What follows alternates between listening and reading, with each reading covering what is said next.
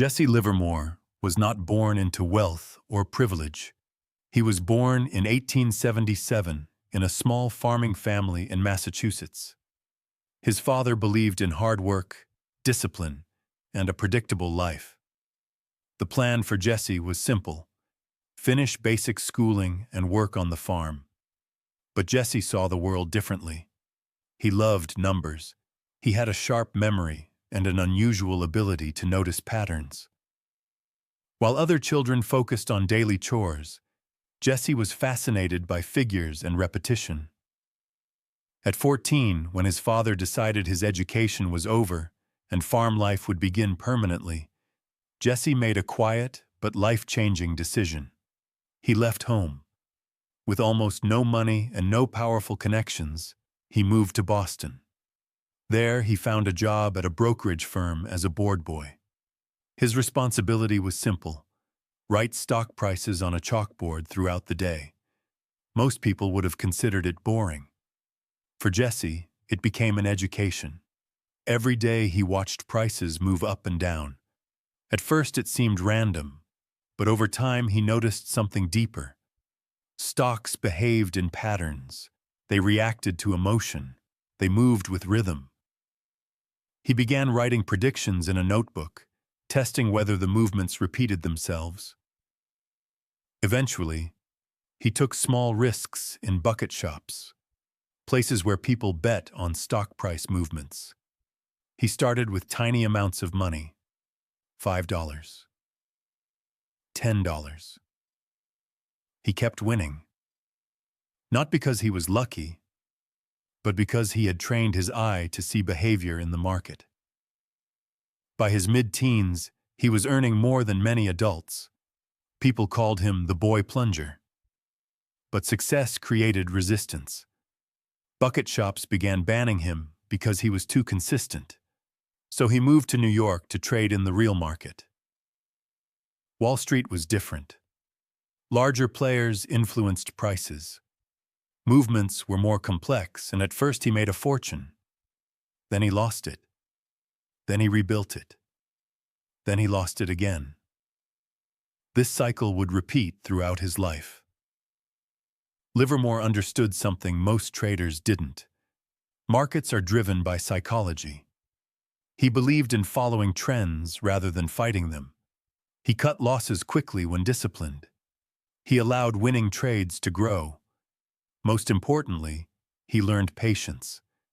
He once said that the big money was not made in thinking, but in sitting, waiting for the right move. In 1907, during a major financial panic, banks were collapsing and fear spread across America. While most investors tried to buy falling stocks, Livermore shorted the market. As prices continued to drop, he made millions.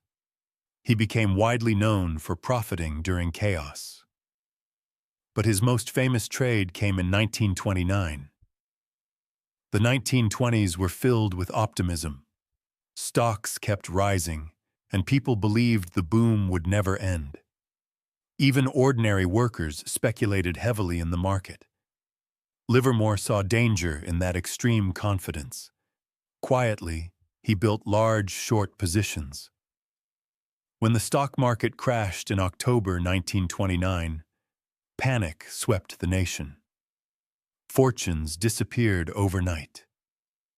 Livermore, however, had positioned himself correctly. He reportedly made around $100 million during the crash, an amount equal to billions today. The press called him the Great Bear of Wall Street. He had reached legendary status. Yet wealth did not bring stability. Livermore lived lavishly and faced immense pressure. At times he ignored his own rules. He took oversized risks. Emotional decisions crept back into his trading. And once again, the market punished him. Throughout his life, he made and lost several fortunes. Few traders have ever rebuilt themselves as many times as he did. But the emotional toll was heavy. He struggled personally and financially in his later years. Markets evolved, regulations changed, and his edge became harder to apply. In 1940, facing financial and emotional strain, Jesse Livermore ended his life in a New York hotel. His story later inspired the classic trading book Reminiscences of a Stock Operator, which remains widely respected among traders.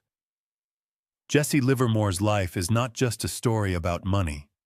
It is a story about ambition, discipline, ego, and the psychological demands of risk. He understood the market's behavior better than most people ever will. But his greatest battle was internal. His legacy reminds us of a timeless truth. The market rewards discipline and punishes ego. You can understand charts, trends, and strategies, but if you cannot control yourself, the market will eventually expose you. Because in the end, the hardest trade is not against the market. It is against your own mind.